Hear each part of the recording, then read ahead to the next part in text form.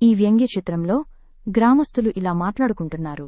పుణ్యం కోసం పోతే పాపం ఎదురైంది అనే సామెతలాగా. అందరి దేవుళ్లను ప్రసన్నం చేసుకోవడానికి తీర్థయాత్రలకు వెళ్లారు. అదే సమయంలో దొంగలు వారి ఇంట్లో ఉన్న నగలు, డబ్బు మొత్తం దోచుకుని పోయారు. చాలామంది ఊరు వెళుతూ తమ ఇల్లు, భద్రతను సరిగా చేసుకోరు. ఆ ఇంట్లో ఎవరూ లేరు అనే విషయం దొంగలు పసిగడితే ఇంట్లో ఉన్న డబ్బు, నగలు, విలువైన వస్తువులను అర్ధరాత్రివేళ యథేచ్ఛగా దోచుకుని పోతారు. ఇంట్లో విలువైన వస్తువులు, డబ్బు, బంగారం ఉన్నప్పుడు దీర్ఘకాలం ఊరు వెళ్లాల్సి వస్తే ఆధునిక టెక్నాలజీని వినియోగించుకుని ఒక సీసీ కెమెరాను ఏర్పాటు చేసుకోవాలి. దేవుళ్లకు భయపడని దొంగలు సీసీ కెమెరాలు చూస్తే పారిపోతారు. కనుక భగవంతుడు ఉన్నాడు, తమకు ఏమీ కాదు అనుకోవటం ఒక నమ్మకం. సీసీ కెమెరాలు ఉన్నాయి కనుక తమకేమీ కాదు అనుకునేది వాస్తవం.